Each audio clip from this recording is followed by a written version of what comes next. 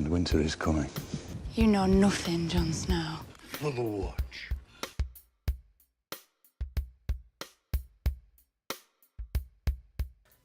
Of my 3 favorite things inside of cakes, I enjoy chocolate, I enjoy vanilla, and I enjoy like 30 suns. Like I just love my suns inside of my cake. It adds a nice like rough.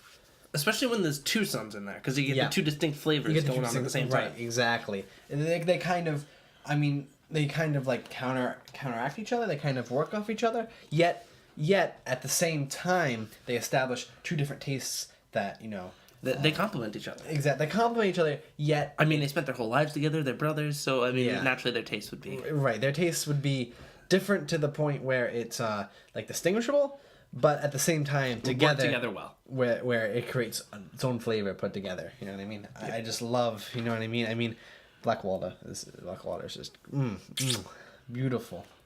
Beautiful. Hey, welcome to Westeros After Hours. We're here to talk about Season 6, Episode 10, The Winds of Winter. The season finale of Season 6, yes. We're here to talk about that. Today we're just going to talk about the episode. I mean, that within itself is a lot to talk about. Yeah. So we're just going to talk about the episode today, and we'll give our thoughts on the episode. And then next week, we're going to do this whole... season wrap-up. Season wrap-up, basically. We'll explain this at the end, but I just want to let you guys know in case you want to hear our thoughts on the whole season. This is not that place. This is just episode 10. So obviously I'm Sean, joined by Bob, as always today. And obviously spoilers. All of season 6. Pretty much everything. If you don't want anything spoiled, go watch the episode. Whatever you gotta catch up. Just catch up, because we're totally spoiling everything. As always, there's never been an episode that we haven't, so it's true. Spoil it. Be careful. All right, so do you want to just jump right in this, or do you want to? Yeah, I guess let's start at the beginning of the episode. Well, we're gonna start where I start. Well, whatever you start. It actually is the beginning of the episode, Okay. so congrats. So we start off in King's Landing. Oh boy. We have. Let's see. Just before we start, we have 1, 2, 3, 4, 5, 6 scenes to go over. The bulk of the episode was in King's Landing, so obviously. This is going to be probably the bulk of the podcast, honestly. I think most of this podcast is going to be King's Landing, because we have a lot to talk about. All right. Oh, yeah. So let's start with the trial preparation. So that's where the episode starts off, preparing for the trial.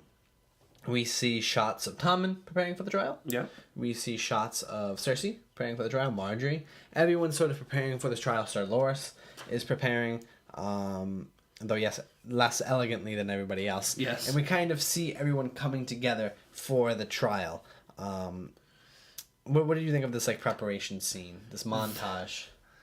The music that was behind this whole montage, the entire first section of the King's Landing thing was it was like a montage sort of thing, and the background music was just beautiful. Or the lack of, because there were a lot of moments where there was no background music. That's true. There was a lot of music where it was just silence, which is very I mean, yeah, I did. The music put me off at first because it's piano, and I'm not. I love piano music, but piano music just doesn't fit well into the Game of Thrones universe, I feel. But maybe that was kind of the point. Was when I heard this, it was very offsetting. It gave me a really weird offsetting vibe, and maybe that was, I now believe that was actually the point, was to kind of, because this is the first piano tune of the whole show. It's a very stringy show, but yeah, yes, that the piano. The piano touch was pretty cool, and there was a lot of silence, which is unusual. Usually in intense moments, such as the Red Wedding, they play usually loud, drummy, stringy music, but here they played a lot of silence, which definitely fit into the theme of this, which we'll get to later. But yeah, I agree. This trial preparation, I thought, cold opening with showing all these characters coming together was a cool way of wrapping it all up, because each one of these characters. I mean, we've never seen a scene with Marjorie and Cersei this entire season. We haven't seen any scenes with Loras and Tom, and we didn't hear either, but you know what I mean. We see all of them coming together for this one central thing. Sir Loras's and which is all the plot points that are throughout King's Landing. There were a bunch of different lines. They're all coming to the same point. Exactly. Yes. Which is very satisfying to see, because they've been building that for a long time, and it's just finally coming together. All right, so next scene we have actual Loras's trial. So So basically how the trial goes down is they bring out Loras in front of the seven, and he immediately is just like, I'm just going to confess for my sins, what I did, this, and this, and the only way to really, I guess, atone, or the only way to punish or face the sins is to renounce all my titles, all my claims, and to become one of the faith. Militant, or one of the servants of the faith, I guess would be the right term to say. I don't think he was necessarily the military aspect. He just was wanted to be part of the faith. And they actually carve the symbol into his head, which was a pretty scene. And that was also the reaction of his father. Yep. Marjorie was also kind of pissed at the Sparrow because she's kind of like, "What are you doing? Like, you told me you would not harm Yeah, him. you told me this was part of the deal. Like, we made a deal here." And he's just kind of like, "Well, the God." She's like, "Fuck the gods! Like, I don't give a shit." And everyone's just like, "What?" And it's like, "Yeah, I don't. What? Yeah, the act's over. I don't give a fuck. I'm supposed to say my brother, you doofus." And the king, and then the High Sparrow's like, "Oh, okay." What do you think of this whole trial?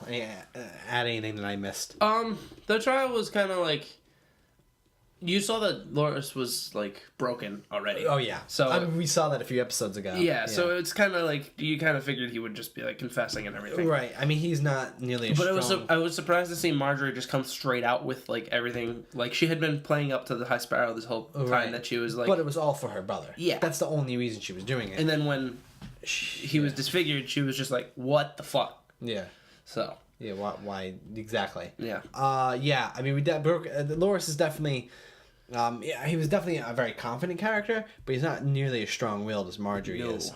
We see that here. It kind of tests his will. But yeah, this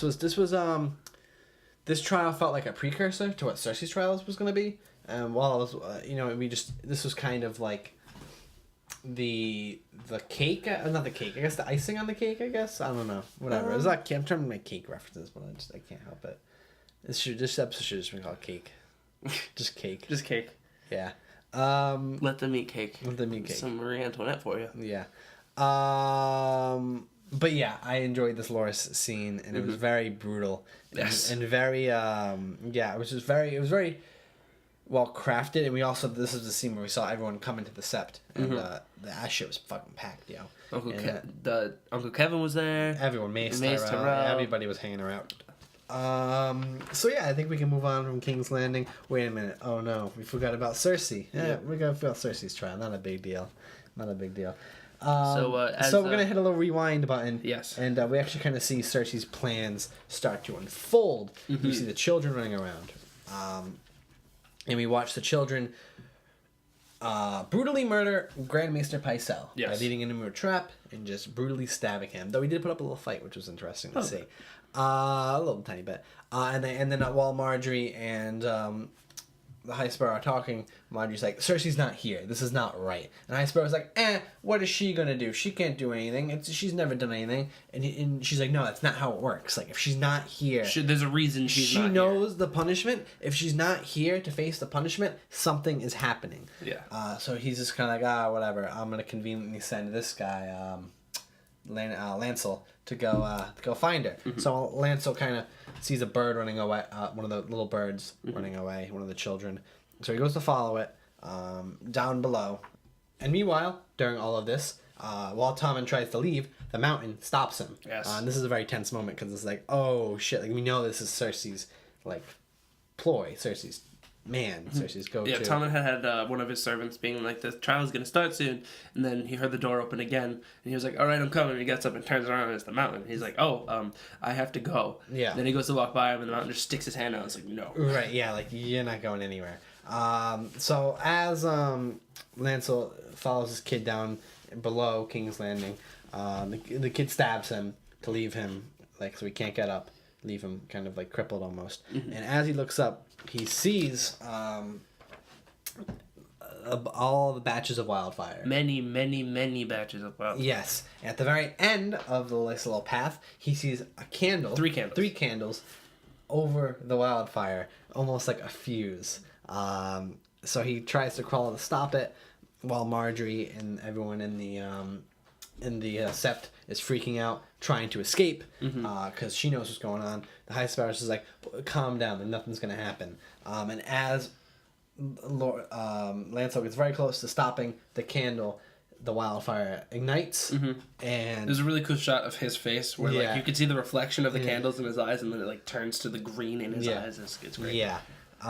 And everything blows up underneath King's Landing, which is the vision Bran saw a few episodes ago when he was with Benjen. He saw the vision of the wild. There was the exact same shot. Yeah. Which I saw that coming.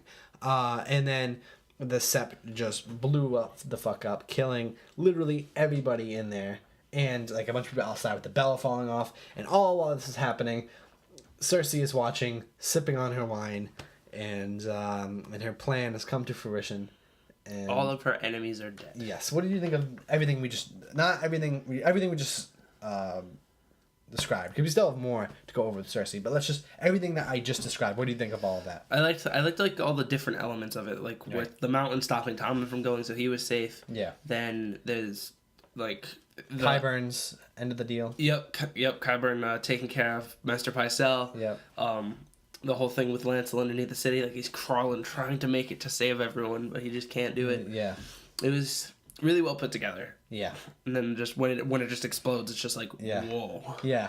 I actually totally saw this coming as soon as the episode started. Like, as soon as they all get in the Sept, I'm like, they're all dead. Yeah. Like, this is happening. But something I thought that was going to happen that didn't happen, which I thought would have been kind of funny. Or kind of like, the candle idea was so clever. Yeah. That was such a clever idea, like the candle melting. That was that was a really clever idea. But what I thought was going to happen was that Lancel was going to go up to the candle and, like try to blow it out. And when he blows it, like, the flame just, like, goes forward and catches. Oh. So instead, that's why I was like, go, try to blow it out, but doesn't realize that, like, that was the spark that was near. I know that's what was going to happen, but it was still cool the way it happened and how they used the candle as the fuse. That was a really great way of doing it. But yeah, this whole plan was not only horrifying, but so satisfying at the same time. Yeah. This is just how Cersei put this plan together. Was genius, and it was awesome, and it was so well coordinated.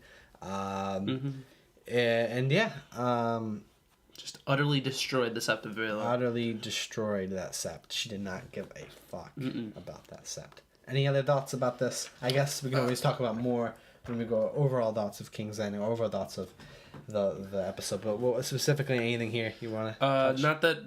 Then there's something we haven't gotten to yet. But we're about to yeah. We're about to get to a few things. So next, we do see Cersei's reaction, and her reaction simply just drinking some wine. But Tommen's reaction is as he watches in awe and watches unbelievably shocked. He simply just takes off his crown as the mountain walks away, puts it on the table, and just jumps out the window. And how the camera stood still, how there was literally no music playing, and also how he fell out the window kind of mirrored the way that Bran fell out the window, because it mirrored that in a way. Instead of Jaime pushing Bran, it was literally Cersei that pushed Tommen. Yeah. It was quite a little bit of the opposite. But what did you think of Tommen's death? What did you think of how this nice little short, like, less than a minute... It was less than a minute. The scene was crafted. How did you think of it? I mean, it was kind of... I really liked... Like, I kind of knew it was going to happen. Yeah. Just because, like, that Marjorie died and, like, the Sept was gone. And, like, he was just like, oh, my God. Nothing left. There's nothing left. Yeah. And then... I loved how it just showed, like, the shot just showed him standing in front of the window looking out onto the burning Sept. Yeah. And then he just turns around, takes his crown off, like, walks past camera for a bit, so it just has a shot of the window, and it lingers there for, like, 10 seconds. Probably, like, 8 or 9, yeah. And then he just walks back into frame, stands up, and just drops out. It's just like, oh my God. Yeah, it was the camera staying still definitely. Yeah. Definitely added. And the silence and everything. Like, the silence was my personal favorite part. Like, how just silent a lot of these scenes were added to the intensity of it. But yeah, this is how Tommen went. So we knew Tommen was going. Yes. I think we predicted he was going this season, but we didn't really know.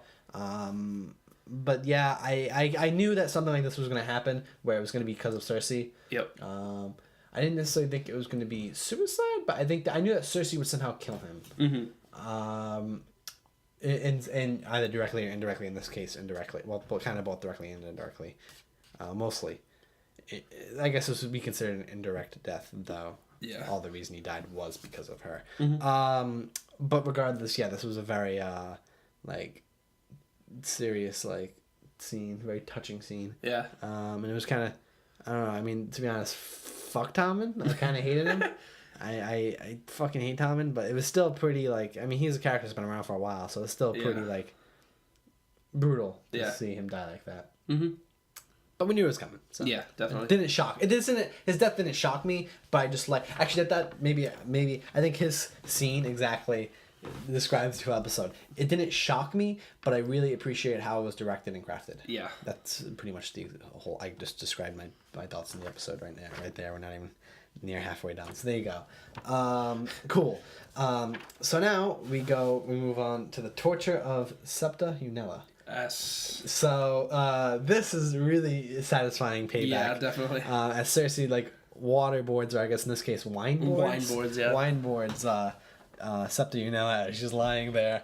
Just kind of telling her to confess, and it was really really well done. And she just like begs, and she's like, I'm ready for death, and like right now. And she's like, it's not happening right now. It's gonna take a little while. And then as she walks away, the mountain comes in, takes off his helm, and starts like literally torturing her in ways we can't imagine. Mm-hmm. And as Cersei walks away, she says the famous line, "Shame, shame, shame," and that just summarizes like that is so fucking satisfying. Yep. I love it. All right. So let me just say, we have not seen Cersei like this in a long time. Mm-mm. Her character used to be very snappy, very quick to kind of like step up against these people, and she's kind of been like laying back a little bit. She's been pretty I guess like weak at doing it. Like pretty like this season alone we haven't seen her talking shit to anybody. She's been very calm, and then this is all of it finally coming together. Sir, this is like the old Cersei is back tenfold. Yeah, pretty much. But so far the prophecies come true. Yeah. All of her children have died before her. Yep. Yeah, and Septa Unella is again fucked, which is great. So now we are going to move on to the final scene in King's Landing, the crowning of Cersei. So this is at the end of the episode. Yes, and there's a little lead into this where you see the Lannister army returning to King's Landing. Right, and we'll talk about that probably a little later. But basically, we see the crowning of Cersei. She's basically given the crown, dressed in all black, obviously, to symbolize that she's fucking insane now. The Mad Queen has happened. And obviously we saw her react to the death of Tommen. She seemed very like like she seemed. I think that was the last of her humanity was gone. But I don't think. I mean, she like. I mean how we saw her when she reacted to each of her children. She reacted like less like surprise. Like Joffrey, she was devastated by when he died. Yeah. Marcella, she was devastated, but a little. She's like, I saw this coming, whatever. Yeah. And then she was already kind of broken. And then when Tommen died, we just see. It seems like she just feels nothing. Mm-hmm. She's just like, he's dead. I knew this would happen. Nothing's left for me. And she becomes the Mad Queen. She's now the first queen of Westeros and the Mad Queen of Westeros. So interesting. What did you think of this crowning scene? What did you think of the fact that Cersei's now the leader of Westeros? I'm surprised that there wasn't really any unrest among the people.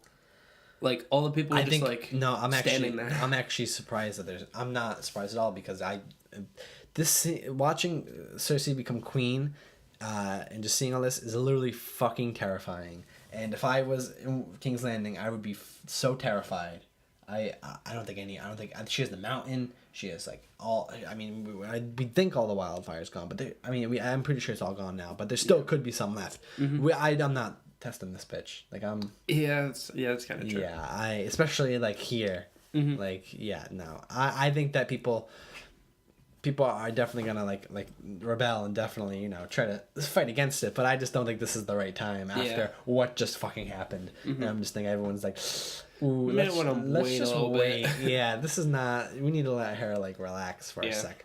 But yeah, I mean Cersei's the queen, which I saw coming for a while. I knew it was Tommen, was gonna die. She'd become queen somehow. And I thought she was gonna have to fight a little bit, but she didn't have to fight against anyone because she literally killed everyone who was opposing her. So she's queen. She's the protector of the realm. Yep. And she's the Mad Queen. Mm-hmm. So there you go. And also, I guess we'll just say this now, even though we're gonna do it's a little out of order because we're gonna talk about Jaime later in the earlier scene. But Jaime was here also, and we saw him looking at her, and he was fucking terrified too, as you could tell. Like, yeah. Jesus Christ, like. What happened? This is not what I was gone for 2 episodes. Like, I was gone for 2 episodes and I come back and you just burned fucking the sept. Like, what the fuck, Cersei? Yep. And Cersei's just like, hey, what can I say? I'm hot shit. And it's like...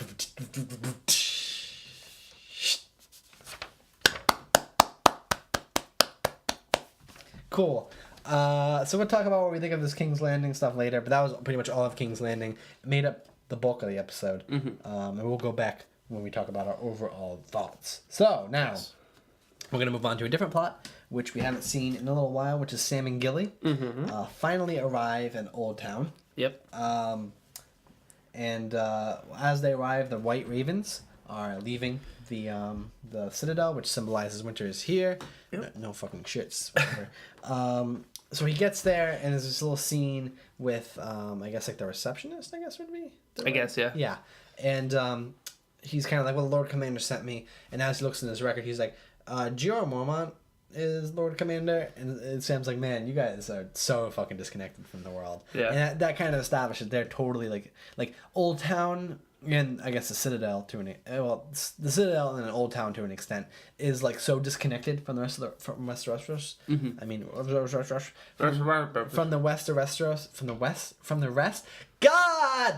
rest of fucking Westeros, the world, everything. All right, God. From the Westeros.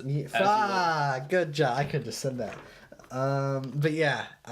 Anyway, so Sam arrives there. Gilly has to hang out because she's a woman. Classic woman. Oh, man. And Sam goes in the library, and this is fucking like Harry Potter-esque library. It gave me a Harry Potter vibe when I did that. Harry Potter. Really? Yeah, and like a Doctor Who vibe, absolutely. The Doctor Who vibe, kind of. But there's some, like, huge library. Like, the library in Harry Potter is, like... I mean, like, how it was shot. Not the library, I mean, how it was shot. Like, how the camera was moving, and how, like, it's super small on the inside, but big and... I mean, it's big and... You know what I mean? It was bigger like on the inside. It was like a Harry Potter, TARDIS. Doctor Who type environment. Feel. That's what I was getting. Sam was just like... Yeah, Sam's reaction. Oh my God. He was just about to like bawl his eyes out in happiness because this is so him. So yeah, actually just to intro. What do you think of this scene? It was the whole scene was pretty good because like it really didn't. I don't think it showed like that Old Town was disconnected. It showed that. I think so. Castle Black hadn't really had time to relay any of the information. I think that too, but I also think that it seems very disconnected because when we saw it's surrounded by a big wall. It's kind of like it's on the water. It's its own kind of world. It feels like when you walk inside Citadel, I feel like its own different world. It felt like something that didn't feel out of Game of Thrones, which is why I threw the Harry Potter-esque and the Doctor Who-esque vibe that I got from it. But Sam walking into the library was like the best thing in his mind that's happened to him in like a long time. And it's just like, oh my God, I'm home. Yeah, and he finally fucking reached the Citadel. Goddamn. And just a note to add, full season. Yeah, full season. But to actually get like the chains to become a maester at the Citadel takes a long time. Yeah. I believe it takes around 10 years to do. So I guess we're just gonna do a little small prediction. The show is definitely gonna speed that up. The 10-year secret. I don't think they're gonna do 10 years. I think they're gonna speed that up. No. Maybe he doesn't become a maester, or maybe he just kind of hangs there for the rest of the series and just provides Jon with information somehow. Maybe he finds some stuff in some books and is just like, oh my God, I need to get back. Yeah, probably. Just like, I can't be here. Probably something like that. But yeah, I enjoyed this scene. It was finally. I just wish I got here sooner, but it feels good to get here. Yes. Now we're finally fucking here. Yeah. So there we go. Again, shortest little scene of the of the episode. So Yeah, and we'll talk about all Sam and Gilly plots in our season wrap up. We're talking about everything. Yep. But yeah, in this episode, I thought it was pretty good. I thought it was the best Sam and Gilly we've had this season. Which is again for me not saying much because I've not been too much of a fan of the Sam and Gilly stuff. Yeah. But Sam is definitely gonna be awesome in the set. I'm like super pumped to see him. Yeah. It's like all I've been waiting for this entire season, and it finally got here. All right, so that was definitely a short scene. But we're gonna move on now to the twins. And we're not talking about my kids. All right, the twins. Okay. So Jamie and Bron, what was that? You right there, buddy? Jamie and Bron. I started to leak. No, we're gonna leak.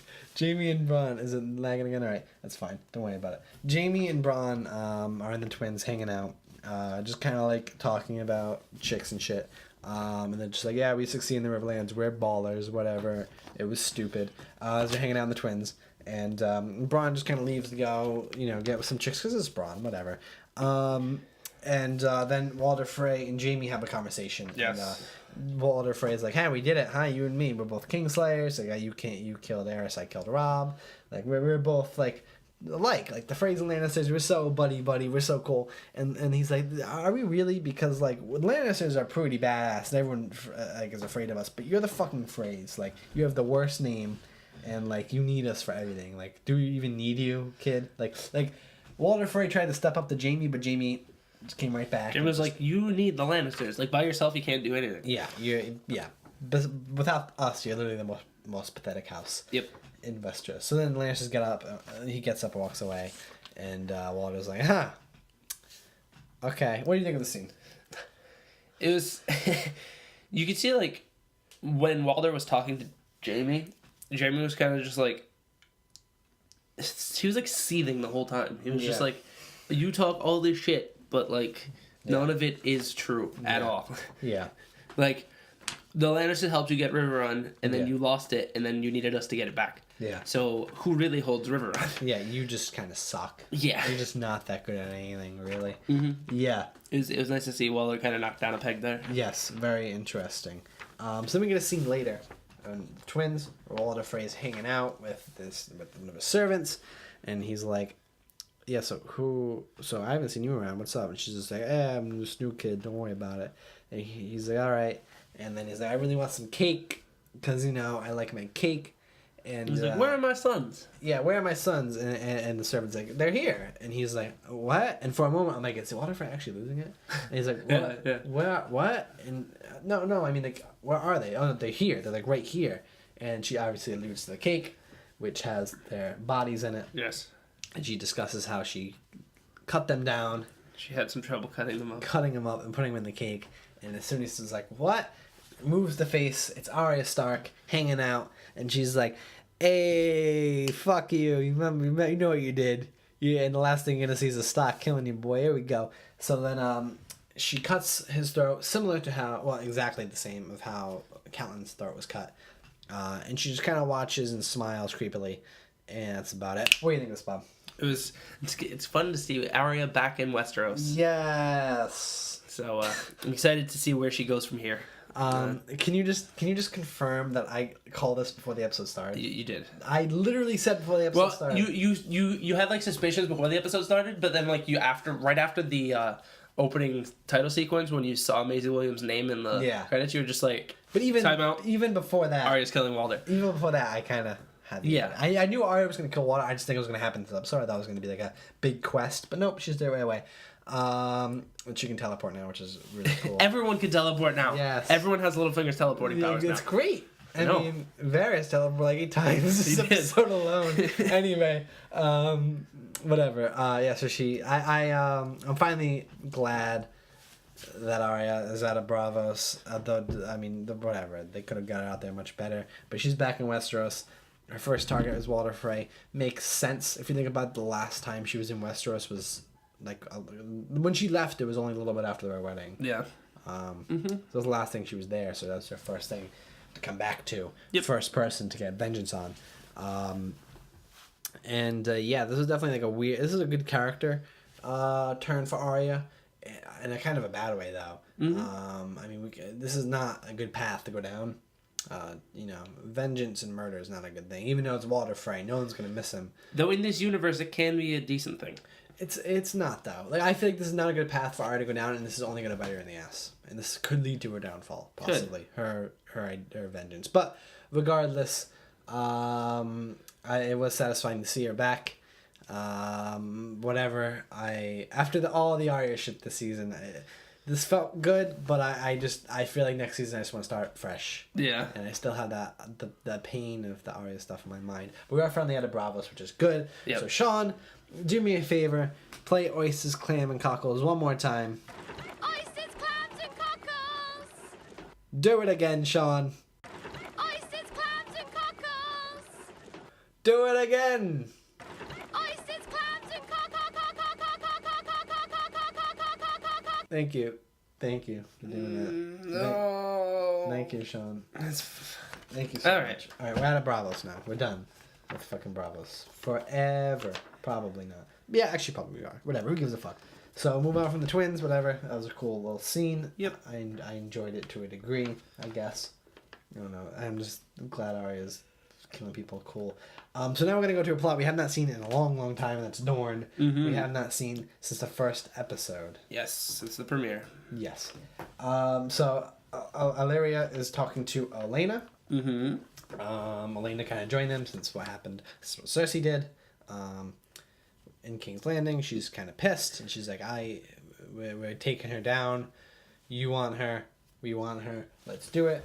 Elena does a nice little job of kind of like mocking the Sand Snakes. Yeah. How they're all just stupid and lame and not interesting, Mm-hmm. which is totally true. And then the secret weapon they have is Varys, who just simply says the words fire and blood. Yes. So let me just say, Dorne was a fucking mess last time we saw it, and to me, the only person that could fix that is fucking Elena. So thank God they brought her in this, because she fixed this, like, just from the scene. I shouldn't fix it 100%, but she made it much better, because, God, like, she's the only person who they could put in this and it could make it better, because this plot was such a fucking mess. Yep. It was a disaster. But thank God Elena and Varys kind of, like, were just like, yeah, this plot's over with. We're just gonna have them join with the Targaryens, which was pretty predictable. Because that's the only way they're gonna get through is Dorne, the south, which makes sense because the King's Landing's in the south. You can get whatever. So get them right in there, which is pretty cool. Yep. Merge the Dorne plot because this plot's not interesting by itself. Let's just get them with Elena and Varys. Cool, totally on board on that. And yeah, so what do you think of this? It was kind of good saying like it started. We had like such like acceleration with the Dorne plot at the beginning of the season. We didn't see them at all. Well, they just want to get it over with. Yeah, we just didn't see them at all, and then all of a sudden at the end they're just like, "We're joining you, yay!" It was like, okay, that's fine. Yeah. Because I mean, they didn't really. After what they did in the first episode, there wasn't really much further they could go. They just kind of had to wait for the other plots to get to the point where they could join them. Exactly. Yeah. So. Yeah. Yeah, it was whatever, man. They fixed it to the best of that they could, I guess. Yep. I don't know, man. I don't know. Mm-hmm. The Dorne stuff's just such a mess. Yeah. But they did do their best to fix it. So good for them. Good Good for them, I suppose. Whatever, man. I already move on to everything else to say about that. Nope. No, all right. So we're gonna move on now to my boy Bran Stark, who has been pretty shit on this season, if you ask me. Yes. I mean, like, especially the latter half of the season, because God, they just don't want to put him in anything. They just don't like him. I guess not. Nah, Bran's not a. He wasn't in last season at all, and he was only in half of this season. Yeah, not even. Well, 5 episodes. That Half was of the 4. season. 5 episodes. 4? Including today's. 5. Because he was in, All right. 2, he was in 3. All right, we got He it. was Yes, in but 5, it he doesn't was in matter. 6, Who cares? He was in 10. Fucking let's talk about Bran Stark. I care! All right, so Bran Stark's dropped off by Cold Hands, aka, I guess Benjen Stark, a.k.a. Cold Hands. Sure. Who's also been pretty shit on, and he just kind of drops him off and says, I can't cross the wall because I'm dead. Peace! And he leaves. And I didn't realize they're that close to the wall. We never actually see the shot of the wall, so I didn't realize they were that close.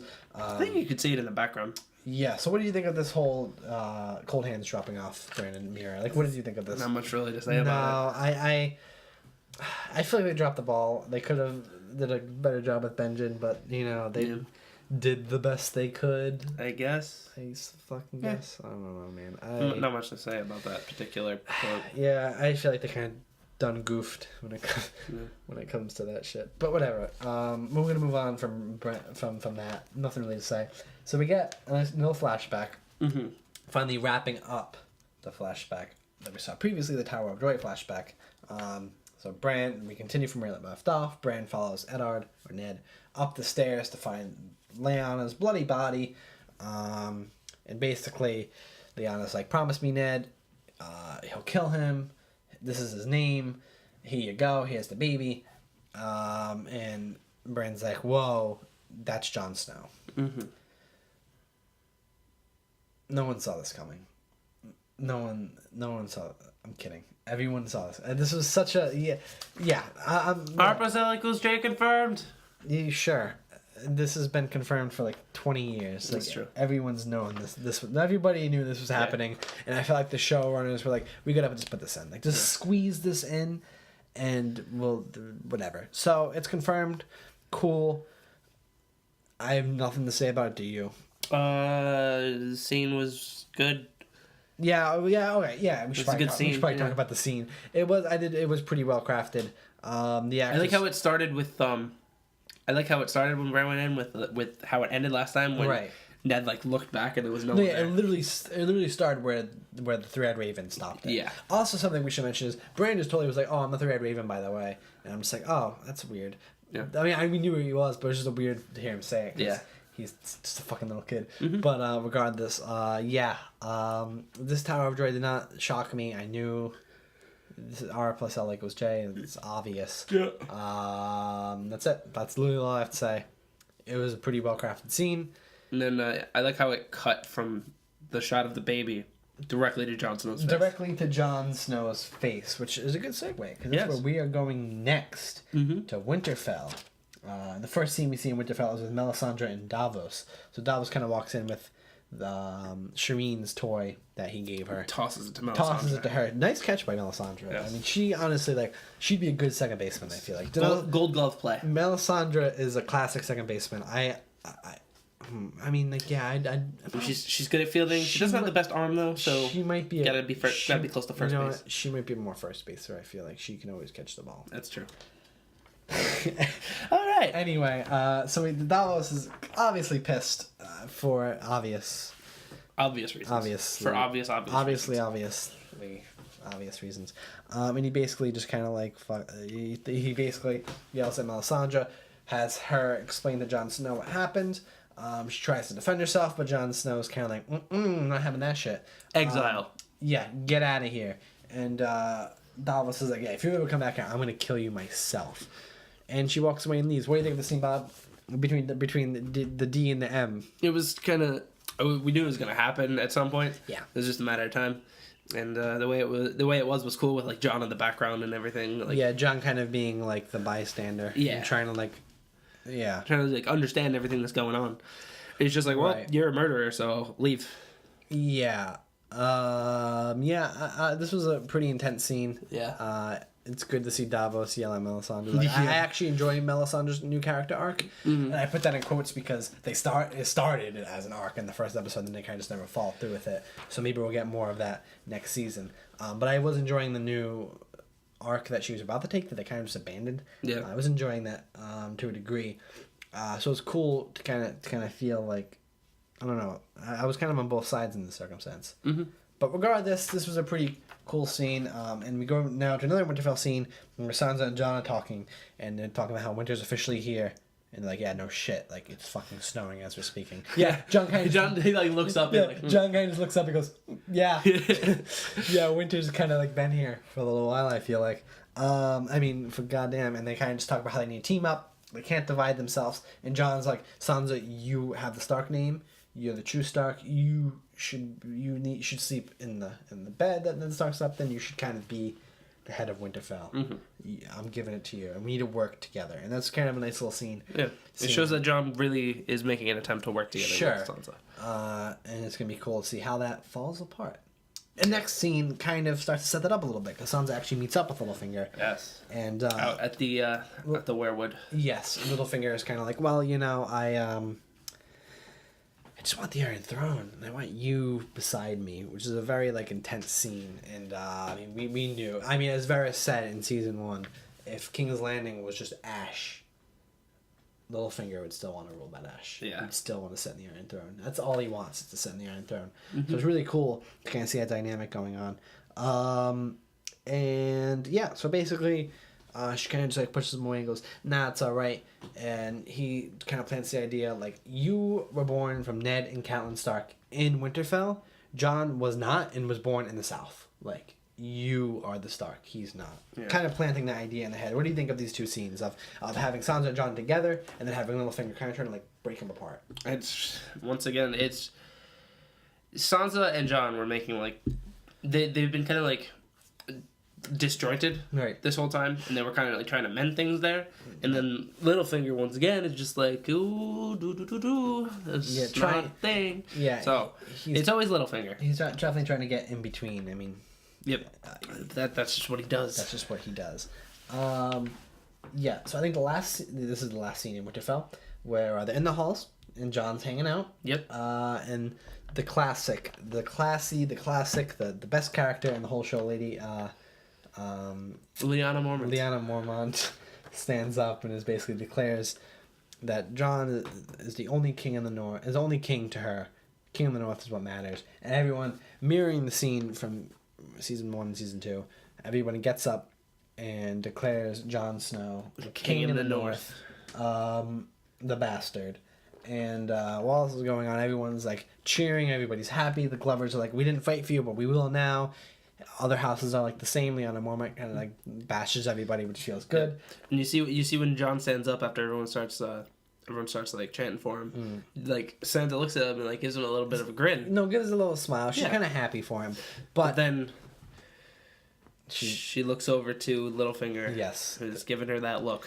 who's the only buddy not? He's the only person there not shouting and cheering. Yeah. And she's just looking right at him like, you know what you're thinking, and we see her and we know exactly what she's thinking. And I don't think she's necessarily upset or even like completely jealous. I just think she has a little shred of like jealousy. Yeah. She's a little shred of like she wants a little bit of credit, while Jon Snow's getting it all, which is gonna, I think, gonna create some good dynamic and some tough I guess problems to be solved next season. What do you think of all this Winterfell stuff altogether? Of course, after the big battle of the bastards, what did you think? Yeah, it was kind of a nice wind down from what happened. Right. Because like they like in the little scene before, they talked about how like it was the Knights of the Vale who came in and actually won the whole thing. Yes. And showed some of the tension there, and then it took Lyanna Mormont, the child, to stand up and just be like, "Hey, all you fucks, you're idiots." Pretty much. So and kind of uniting them all together. Yep. Right. Yeah, I thought these scenes were pretty awesome. I enjoy the North. I felt like after the amount of time they spent the last episode with this plot, they kind of just give it a little backseat. Just kind of set up some stuff for the next season. Set up Jon Snow King of the North, but I didn't expect. Yeah, no. And they're kind of trying to like leave the Seven Kingdoms, almost become their own kingdom. As they were with Robb Stark, and now they're doing it with Jon Snow, which is definitely weird because it doesn't feel like Jon Snow fits like that. It feels like more of a Sansa position than a Jon Snow position. Yeah. But I enjoyed this Winterfell stuff quite a bit. Yep. We're going to move on to our last plot so we can get to our overall thoughts, because I think it's where we want to get to our overall thoughts on this episode. So in Marine, we have a nice scene with Dany and Dario discussing some jazz, and Dany tells Dario, you and the Second Sons are staying in Marine, and you're kind of just going to make sure everything hangs out, everything's all good. Make sure that people elect their own leaders, and everything's good. And she's like, Tyrion told me for you not to come with me. Makes sense, because I'm probably gonna need to marry someone, and to have you hang around is not cool. And he's like, well, if you were king, no one would care. It's like, yeah, but it doesn't work like that. Gender roles are stupid. Yeah. So people are gonna care. People are gonna like be like, this is a whore. So she wants to she kind of wants to appear as quote unquote pure, I guess. I don't know, to kind of fit with that King's Landing ideology and gender ideology. And she leaves Dario there, and that's it. What do you think of this scene? And just as a question, do you think this is the last time we're gonna see Dario? It Might be. I think this is the last. I don't think Dario's ever going to show up again. But whatever. What do you think of this scene? This conversation. It was good to see Daenerys thinking with like, she was taking Tyrion's advice, knowing how the people of Westeros are going to be. Yeah, and she wasn't like this scene doesn't even have Tyrion in it, and it shows how good Tyrion's knowledge of Westeros is. right. So Right, and it does make sense. It does make sense that she wouldn't want to bring him here, and that she would be criticized for that. She would be criticized like this is a whore, basically. Yeah. You know, whatever. It's stupid, but it's what they need to do. Yep. I don't think we're ever gonna see Dario again, which is not a complaint of mine because I feel like Dario is kind of a boring character at this point. Dario really never interested me as a character. Yeah. It was kind of alright that he's gone. And it means that there's less to focus on. Yep. And they can, instead of focusing on Dario, they can focus more on other characters in Daenerys' squad. So it's good. I'm pretty happy that, honestly, that they left Dario there. That kind of made me happy. Yep. But yeah, I thought this was an alright scene. But I thought what it was a better scene was the conversation between Daenerys and Tyrion. Mm-hmm. And Tyrion is like, "Are you scared to finally leave this?" She's like, "Yes." And he's like, "Good. You're gonna need that." And he also is like, this is your whole life. You've been waiting for this moment, and we're finally gonna leave. And because of everything he did, and because he stuck around when she left, he didn't have to, but he totally stuck around for Marine in her best interest. She names him Hand of the Queen. Yes. Tries to replicate the pen as best as possible. She does a pretty good job. It's just not gold, really. Yeah, it's not gold, and also I saw like a little. They did a good job of putting there's a few errors, and like one of the fingers was short. I don't know. She messed up a little bit, but it was cool. It was cool. Nonetheless, and it had a lot of symbolism. And I mean, that. What did you think of this scene, especially naming him Hand of the Queen? He looked like he was getting emotional. Yeah, and like this is not really a Tyrion thing to do. No. So he was just like, "All right, I found my cause," and then he kneels and he's like, "Thank you so much." He should definitely be Hand of the Queen. Yeah, and, definitely. I mean, he was honestly one of the best Hand of the Kings ever. Yeah. I mean, it's such a shitty time in the role. He did a good job Yep. as Hand of the King. So that was a very like, it kind of like went full circle. Yeah, like definitely. He's finally back to being the hand that he always wanted to be, and that's his best thing is diplomacy and being the hand. Yeah. Cool. So the last scene with this plot, and the last scene of the episode, and for that matter, the last scene of the season, is the departure for Westeros. Mm-hmm. So there's no dialogue here, just some music and showing everybody the Dornish are there. Yep. Greyjoys are there. Varys is there. Great, that's wonderful. With Daenerys and Tyrion, and the dragons are there, and they are finally leaving for Westeros, ending the episode in the season. What do you think of this scene here? It ends the 6-season-long story arc of Daenerys leaving for Westeros. Yes. Yes. Yes. So this was like a landmark moment. Yeah. I felt like it could have been built up a little better. I agree. But what we got was fine. Sure. But like it could have been like a little bit more hyped up because it was. I don't know. Yeah, I just think that the fact that Varys somehow got the door and then back kind of broke the illusion a little bit. A little bit. And I know I get that they don't have time to do that, but it did break the illusion a little bit. I think if Varys and the Dornish were there, it would have been better. Yeah. Honestly, because I think it would have been if they met the Dornish at Dorne. It just felt weird to me. Yeah. I don't know. I felt weird that somehow Varys went to Dorne and then went back to like Marine just to go back to Dorne. Yeah. It felt weird.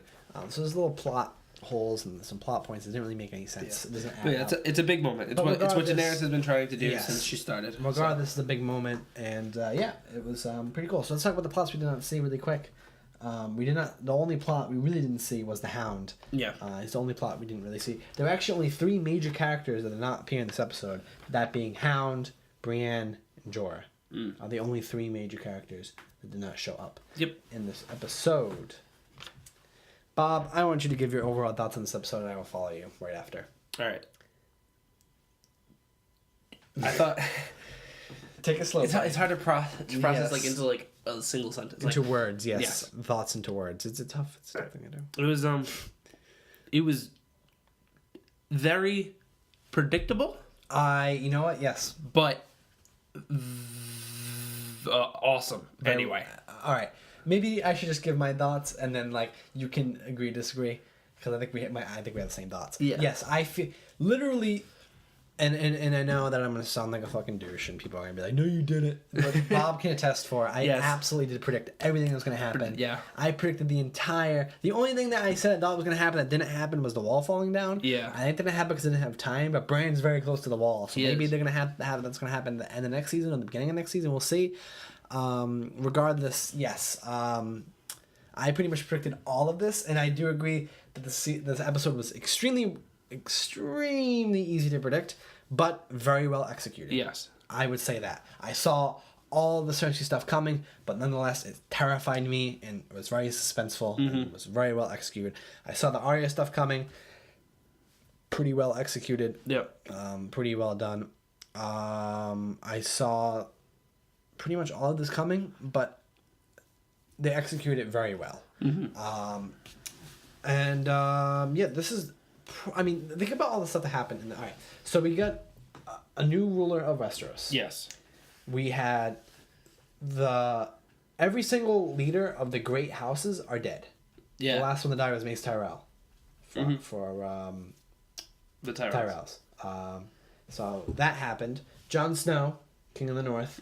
Daenerys Leaving for Westeros. leaving for Westeros. We had so many. This was definitely the most eventful episode of the series. And we had the Tower of Joyful Reveal. Yes. So, like... This was easily the most the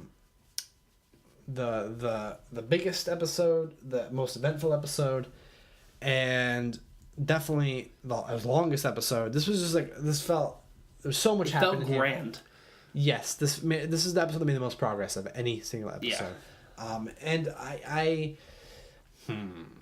don't know if this was my favorite episode of the season. I think it felt exactly like a season finale should feel. Sure. Where it finished stuff and left us waiting for more. Besides the predictable parts, I wish it was a little less predictable. But, I mean, I at this point, it's so hard to make it not predictable, like we said. The only thing to do is execute it well, and they did. And they did, I yes. think I don't really have any major complaints in this episode. There's not really no grapes. There's not really one plot where I'm like, oh, this plot just sucks. I feel like they wrapped it up pretty well. And yeah, this is definitely one of the strongest season finales. Definitely the most eventful episode, the longest episode. Yep. I don't really know what else to say. Do you have anything else you want to add? No. Oh, all right. Let me just say the best part of this episode is easily the King's Landing stuff. Yeah, that was Easily great. The best part. This is probably the best King's Landing, one of the best King's Landing plots ever. I think the only thing contesting it would probably be the stuff that happened in season 1, or maybe the stuff that happened in season 4. But regardless, this was still fucking awesome. Although the season 4 King's Landing stuff was great In too. season 2, I mean, yeah, season 1, 2, and 4 were the best. Where when King's Landing really shined. But then this episode, it was just everything that happened everywhere was just great. I think because King's Landing was so lackluster this season. Yeah. Nothing really happened, and we felt kind of like Cersei, like it kind of redeemed King's Landing basically. right, because Cersei had. I mean, because basically, I felt like the audience was supposed to feel like Cersei, like no power, no control of what's going on, like nothing, and then all of a sudden, Massive amounts of catharsis right at the end. all of a sudden, we're back. Yeah. We're back. Cersei's back. King's Landing is back, and we have a new fucking queen. So yeah, King's Landing stuff is definitely the strongest part of this episode. I have no doubt about that. Easily the strongest stuff of the episode. And if I had to pick, I don't know what to pick the weakest. I don't know. It's really hard to say. Everything was so strong. Yeah, I would probably say some of the Marine stuff is a little weaker. Probably the Marine stuff. Like the departure felt. There's some, like you said, it felt a little. I'm not. I mean, that's just the weakest part. It's not like super weak. It's just definitely out of all the stuff, I feel like that's the weakest part. A little bit. The Tyrion conversation was pretty cool. The departure did feel a little lackluster. Yeah. A little bit. Anything else? We got anything? I'm just trying to squeeze as much as. No, I think all my thoughts can be saved to the season wrap up episode at this point. Yeah, I agree, and we have a lot to say about the season. So we're gonna talk about pretty much. All right, so we're gonna do a season wrap up. It's probably gonna come out around a week or so from now. A week or so from now, from the time this is being posted. Yes. And what we're gonna do is we're gonna go through every single plot that happened this season. We're not gonna go every single episode event, but we're just gonna.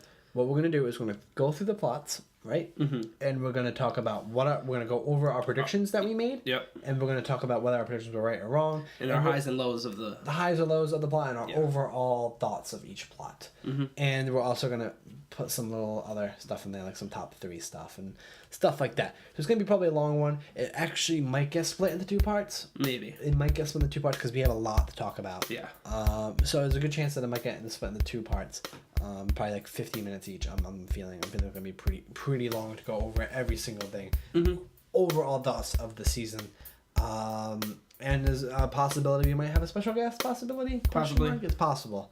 We'll see. It's kind of hard to. We only have a limited time to record this. Yep. Due to living in houses with other people. Yep. So we only have like a limited time to actually get this done. And the conflicting schedule. Yeah, very conflicting schedules. So getting everyone together can be a little tough since we all do a bunch of different stuff. So so we're gonna try to get a guest, but I don't want to promise anything just yet. Yep. But until then, we will see you guys next week for our season wrap up. What we thought of this season. And yeah, so thank you for watching. Please subscribe, like us on Facebook, and follow us on Twitter. Help us out quite a bit. Obviously, with Sean and Bob. Yep. In case this is your first time listening. And I think that's really it. So thanks for listening, and we will see you guys next week For the season wrap up. Season wrap up. We're going to talk about what we thought of the season and what's to come. Well, no, probably not what's to come. But what we thought of the season is a lot. We got a lot, man. All right, don't test me. I didn't study. This is not a test, Sean. You don't need to study. Let's go get some cake. Cake? Only if the sun's in it. Sure.